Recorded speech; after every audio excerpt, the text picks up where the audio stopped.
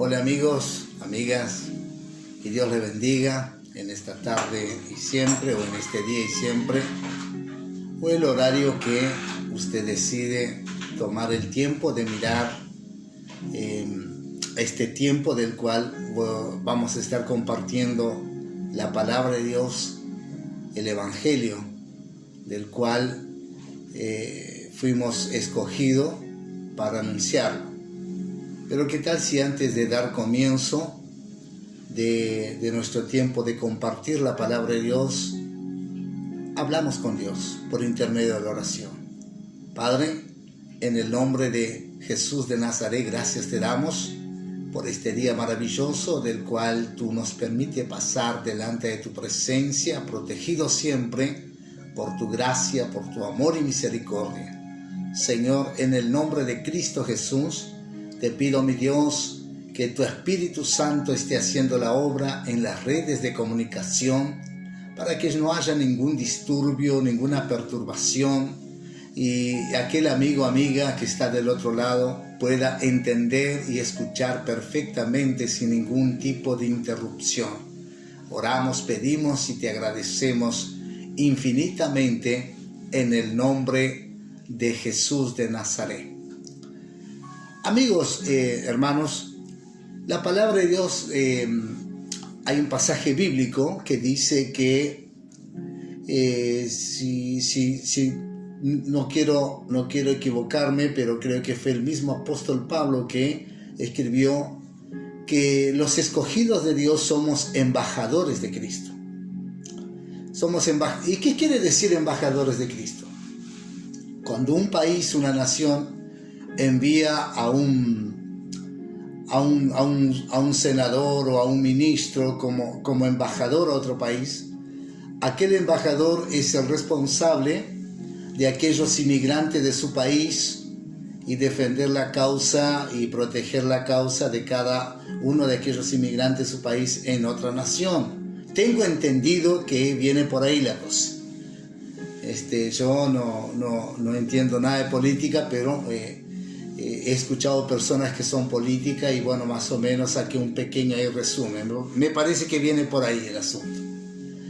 Ahora quiero hablarle, nosotros como embajadores de Cristo aquí en este mundo, entonces tenemos la autorización y pertenecemos a la Corte Suprema, donde está el juez superior, el juez que va a regir a las naciones, que va a juzgar a las naciones, el Dios Todopoderoso, el que creó todas las cosas. Entonces pertenecemos y somos embajadores de Cristo aquí en este mundo. Ahora bien, vamos a hablar de algo que sucedió mientras Pablo estaba en la cárcel. Y dice que ahí en Colosenses capítulo 4 versículo 16, y Pablo escribe una carta a los colosenses.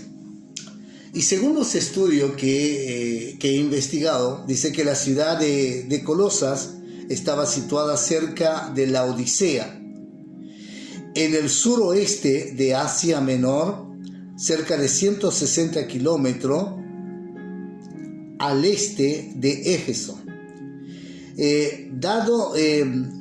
Todo indica que esta iglesia de Colosas se fundó como resultado del ministerio excepcional de Pablo durante 3 años. Entonces quiere decir que pienso yo que esa ida de Pablo a Éfeso, ahí se fundó esta obra ahí en Colosas, y por eso está el libro de Colosenses. Ahora miren bien, y vamos a hablar de algo en esta tarde, del cual nos revela aquí la palabra de Dios, que como resultado entonces del ministerio de Pablo, esta obra en Colosas se abrió, y en Hechos 20, versículo 21, habla también, habla de algo que caracteriza y nos confirma que en esos tiempos que Pablo escribió esa carta a los colosenses, él estaba en la cárcel, él estaba en prisión. Ahora vamos a ver, primer característica de Pablo, apóstol. Para ser un apóstol tendría que ver a Jesús y recibir el ministerio de Jesús. Pablo vio, recibió y escuchó la voz de Jesús. Ustedes saben esa historia, cuando iba persiguiendo a los cristianos rumbo a Damasco, y ahí Jesús se le presentó, y ahí él recibió el ministerio de Jesús. Por eso es apóstol. Ahora, cuando digo que nosotros somos embajadores de Cristo aquí en este mundo, para ser embajador se paga un precio.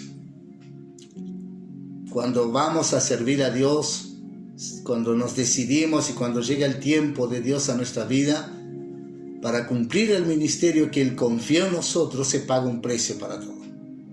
Es que por ahí, más que menos, algunos a veces hasta llegan a pensar que es el único que sufre, es el único que es perseguido, es el único que es condenado, es el único que es acusado, pero no es así, no es así, no es así. Si nos ponemos a mirar la palabra de Dios, aquellos grandes mártires que ya están en la presencia de Dios reposando de sus obras, muchos pagaron con un precio tremendo. Este mismo apóstol Pablo fue decapitado, Pedro fue crucificado de cabeza para abajo, Esteban fue muerto a pedradas. Entonces hay una historia tremenda en el Evangelio. Y por ende personas que desconocen totalmente la historia de los evangélicos, de los cristianos, de la iglesia primitiva, la iglesia apostólica. Hermanos, desconocen, no saben el precio que han pagado hombres de Dios para servir a Dios. ¿Por qué? ¿Por qué digo eso? Porque muchos toman tan livianamente. Piensan que ser un predicador es ponerse una corbata o solamente dar órdenes, y cuando todo esté arreglado ya llega de corbatita, o si es mujer de trajecito sin hacer nada. No, eso no es así. No es así. Todo se paga un precio. Y cada persona que profesa ser, sea el título que tenga, pastora, pastor, evangelista, sea el título que tenga, se paga un precio para servir a Dios. Ahora Pablo estaba en la cárcel, y ahí podemos ver entonces, más adelante, nos dice que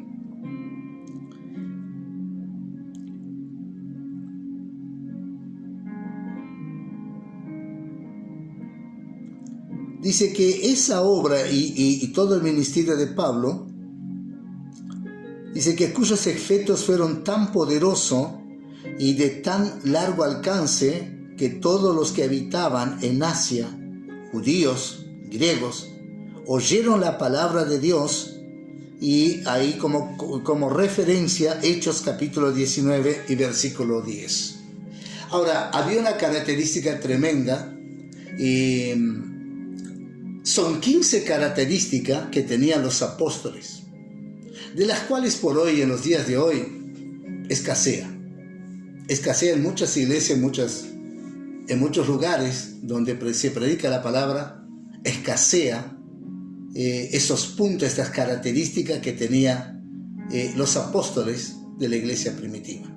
Ahora podemos ver que dentro de todo Pablo era un apóstol responsable, tenía responsabilidad por el trabajo del cual Dios lo estaba llevando a hacer. Ahora dice que él, estando allí en la cárcel, que él fue motivado totalmente a escribir una carta.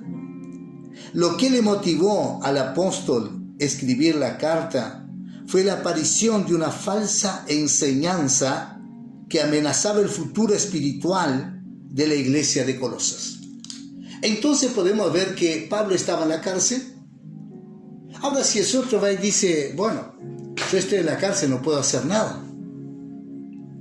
Si está apareciendo una falsa enseñanza que está confrontando, que se está levantando en contra de aquellos lugares donde se está predicando el Evangelio, yo estoy en la cárcel, no puedo hacer nada.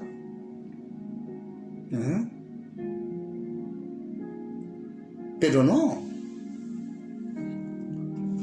Dice la palabra de Dios que allí entonces, en aquel lugar donde él estaba, apareció uno de sus colaboradores ahí, en la cárcel donde estaba Pablo. Y aquí habla de Epafras, dirigente de la iglesia de Colosa, y tal vez su fundador.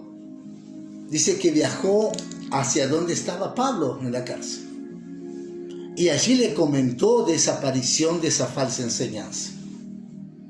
Porque nadie escribe una carta por escribir. Hay un motivo del cual lo lleva a aquella persona a escribir una carta.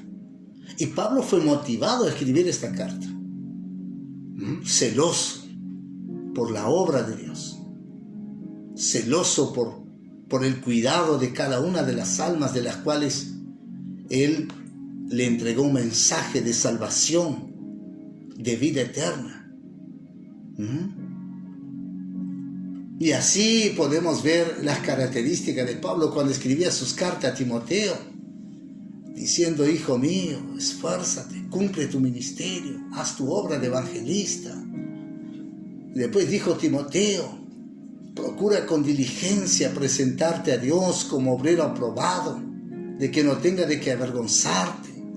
Y siempre Pablo estaba dando esa palabra de exhortación, de amonestación, de tener cuidado. Entonces podemos ver que Pablo fue motivado a escribir esta carta a la iglesia de Colosense. Y podemos ver en el nombre de Cristo Jesús, podemos ver entonces que cuando Epafras entonces fue a visitar a Pablo y le informó de todo, y podemos ver que acerca de la situación que estaba viviendo Colosas, y Pablo escribió esta carta estando ahí en la cárcel. Probablemente en ese tiempo él estaba en la cárcel de Roma. Eso es lo que más o menos indica. El motivo de escribir esta carta entonces dijimos que fue una aparición de una falsa enseñanza que amenazaba el pueblo de Dios. Ahora en Colosenses capítulo 2 versículo 8, el mismo apóstol Pablo dice: mirad que nadie os engañe por medio de filosofía y huecas sutilezas, según las tradiciones, miren bien, según las tradiciones de los hombres conforme a los rudimentos del mundo y no según a Cristo. Entonces podemos ver que Pablo ya estaba exhortando al pueblo de Dios que tuviesen cuidado, que tuviesen cuidado. Ahora, mi pregunta es, en estos tiempos que estamos, ¿será que como pastor, como predicador, será que no tenemos que exhortar también a los que están bajo nuestra cobertura de que tengan cuidado? Yo recuerdo que en Uruguay, hace un tiempo atrás, se reunió el pueblo de Dios y salió a marchar por las calles, porque ya querían poner por ley que un niño, podía decidir si quería ser hombre o mujer. Entonces, ¿de dónde viene eso? Dígame si eso no sale del corazón de Satanás.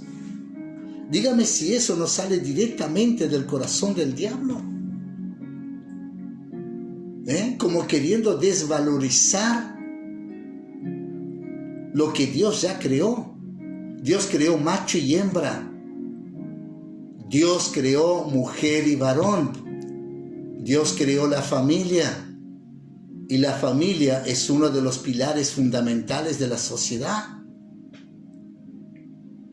Entonces, miren bien cómo el diablo siempre trata de realmente oponerse y querer imitar y copiar el diseño que Dios ya creó. ¿Dónde se vio esto? 2 hombres casarse, 2 mujeres casarse. ¿Dónde se vio esto?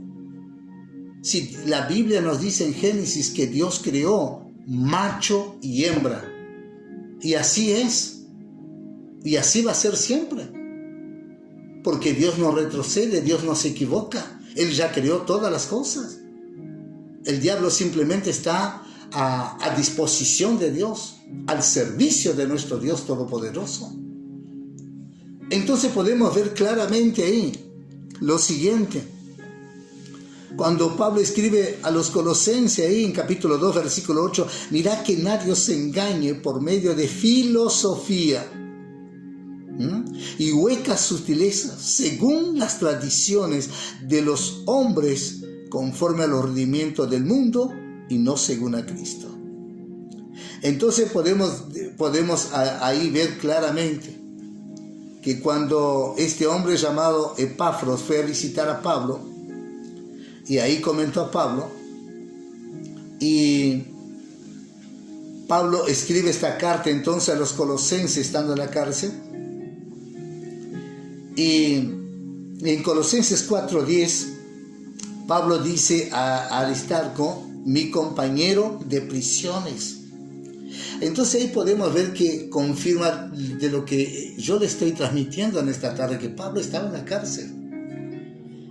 En Colosenses 4:18, Pablo dice, la salutación de mi mano propia, acordaos de mis prisiones. Entonces podemos ver que en medio de tanta persecución,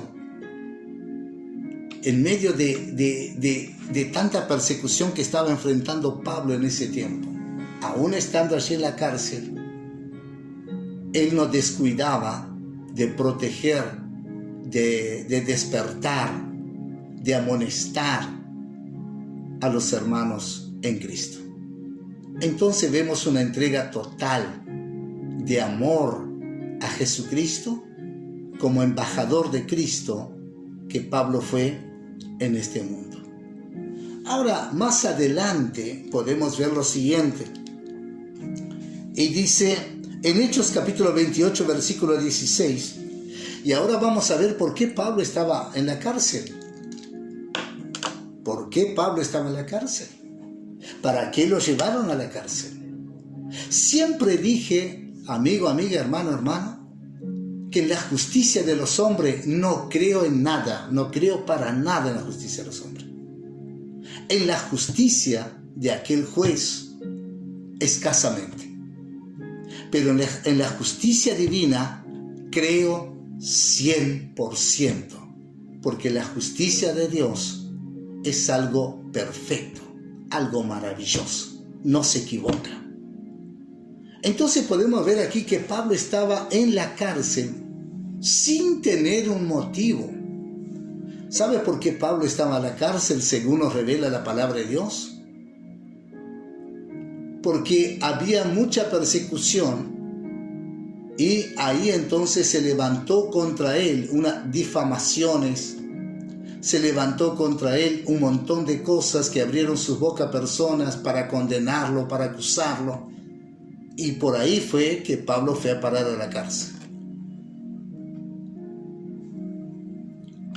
Ahí podemos encontrar en el libro de Hechos, capítulo 28, versículo 16, cuando llegamos a Roma, el centurión entregó los presos al prefecto militar, pero, miren bien lo que dice, pero a Pablo le permitió vivir aparte con un soldado que lo custodiase. Mientras Pablo aguardaba su apelación ante César, ahí podemos ver en Hechos capítulo 25, versículo 11. Pero Pero Pablo estaba esperando esa apelación para decir, bueno, ¿por qué me trajeron aquí en la cárcel? ¿Cuál fue el motivo? ¿Cuál fue el delito que yo cometí?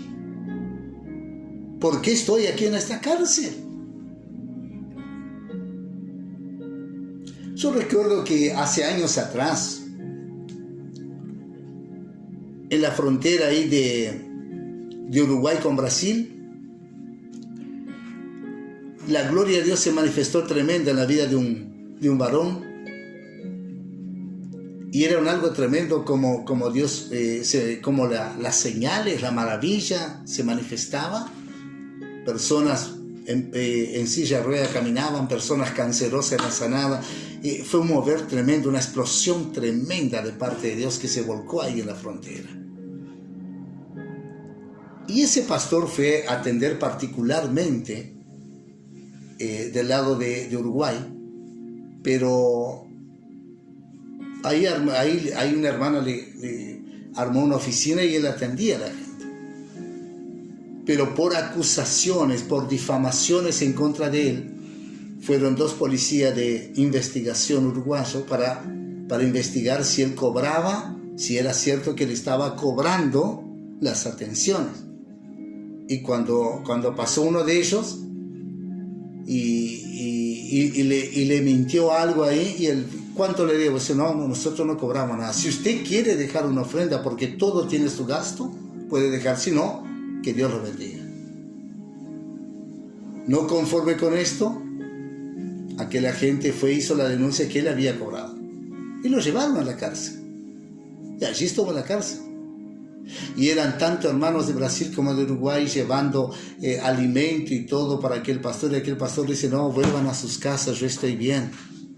Y ahí, hermanos, durante esos días que estuvo en la cárcel sin tener motivo, sin cometer un delito, él ayunó a Dios, hizo ayuno a Dios, clamó, rasgó su corazón en la presencia de Jesús.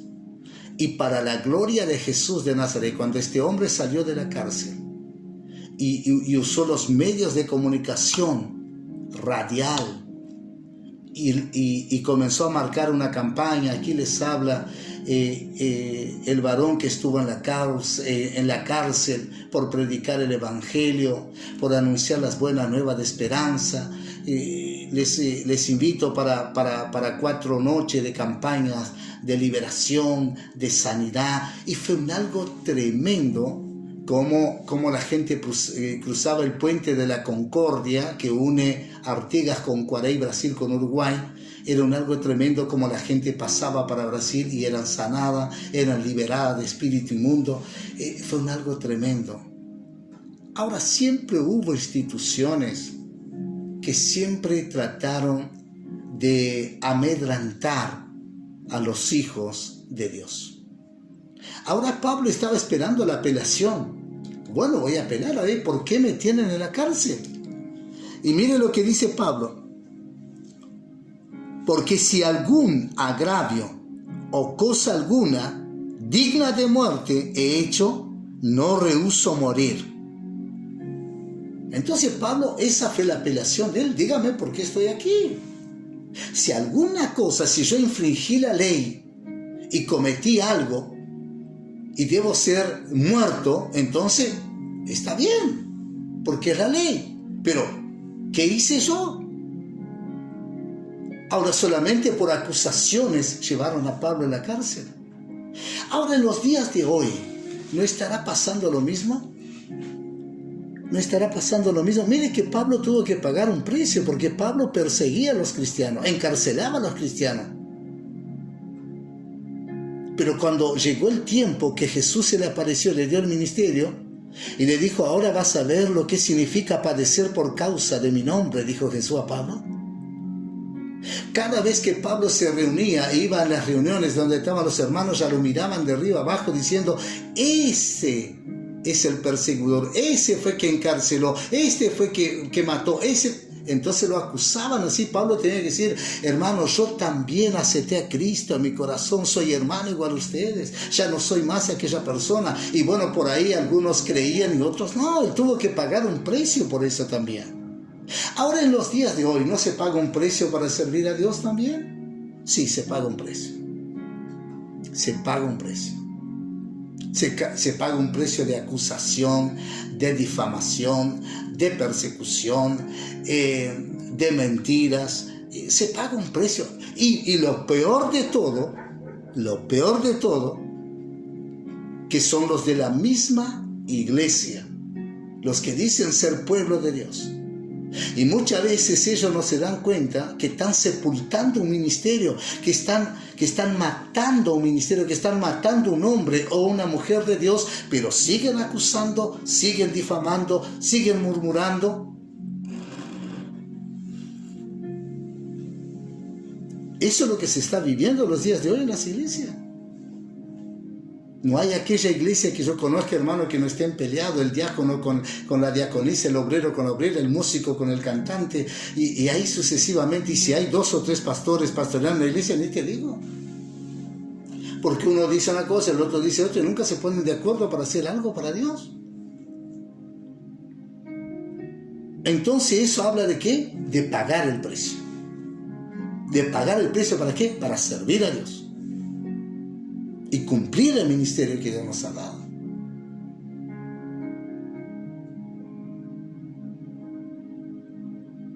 Ahora mi pregunta es, ¿vamos a mirar esas piedras que arrojen? ¿O vamos a cumplir el ministerio de Dios? ¿Vamos a enfocarnos de lo que digan y de lo que piensen de nosotros? ¿O vamos a mirar a Cristo e ir en pos de Cristo y cumplir ese ministerio?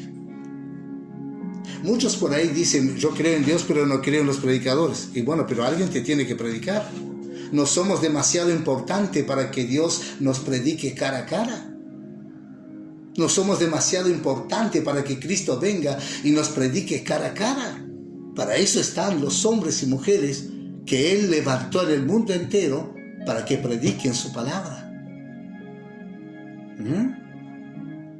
Y estamos hablando de que tú creas en Jesucristo, que no creas en el hombre, pero creen en la palabra que te están predicando.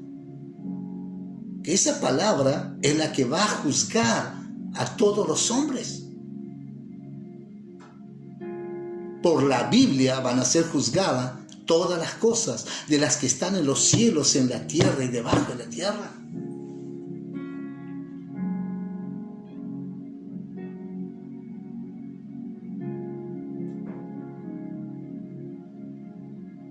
Sabe que en estos casi 30 años que estoy sirviendo a Dios, cada día aprendo algo nuevo. Cada día aprendo algo nuevo. Y muchas veces en mis oraciones digo, Señor, me pongo en la balanza de tu justicia. Y quiero que tú me juzgues.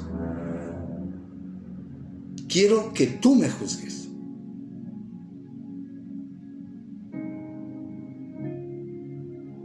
El apóstol Pablo era acusado por algo que nunca había cometido. Ahora mi pregunta es, ¿será que no te van a acusar un día de algo? Es que la iglesia siempre va a ser imperfecta. ¿Por qué? Porque es administrada por hombres y mujeres imperfectos. Muchos están buscando iglesia perfecta, pastores perfectos, pastora perfecta. No hay. Porque todos tenemos un punto débil en nuestra vida. Todos tenemos un punto de errarnos, de errar, de equivocarnos, de fallar a Dios. Todos tenemos. Pero qué importante es reconocer cuando realmente fallamos, herimos, dañamos. Y realmente podamos llegar a aquella persona y decir, mira, reconozco que fui orgulloso, altanero, ¿me perdonás?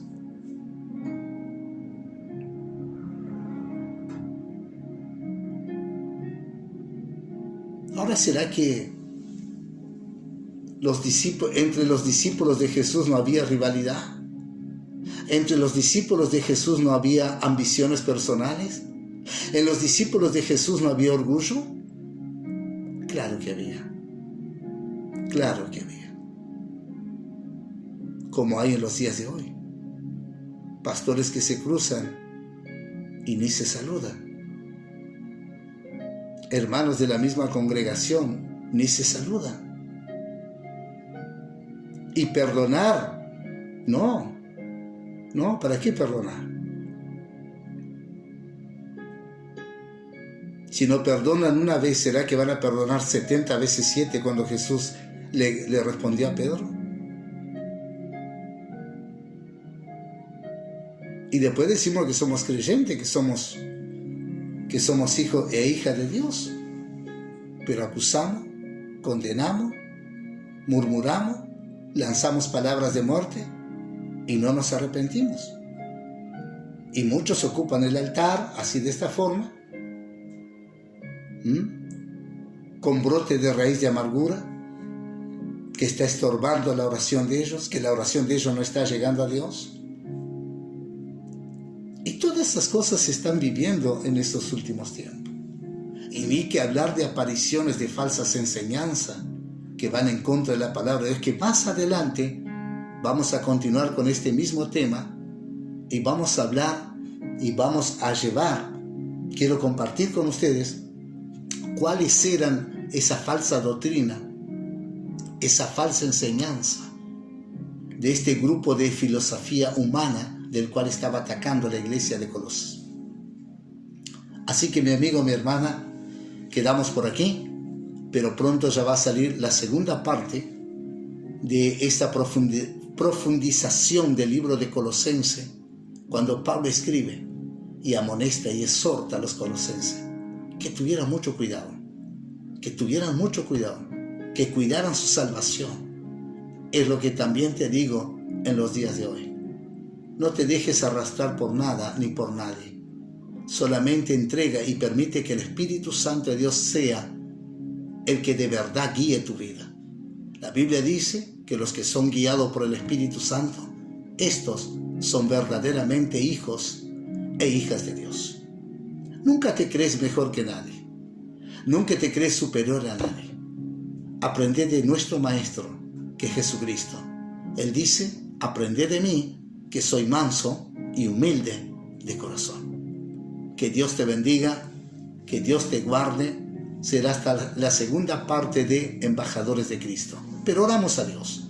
Padre, bendigo a cada oyente en esta tarde y siempre. Aquellos que, sabe, Señor, están apartados de tus caminos. Que tu Espíritu Santo esté obrando arrepentimiento en sus vidas y se vuelvan a ti, Señor.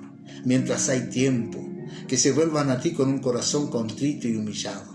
Padre, pido la salvación por tu humanidad, Señor.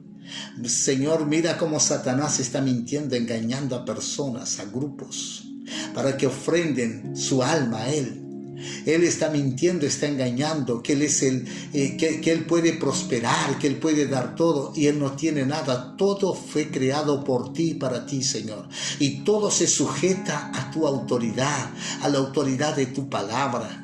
Padre, salva a esta humanidad que se pierde cada día tras día, en la mentira, en el engaño, en la falsedad, en la traición. Padre, en el nombre maravilloso de Cristo Jesús, oro, pido y te agradezco, desde ahora y para siempre, en el nombre de Cristo Jesús. Amén y amén. Que Dios te bendiga. Será hasta el próximo programa.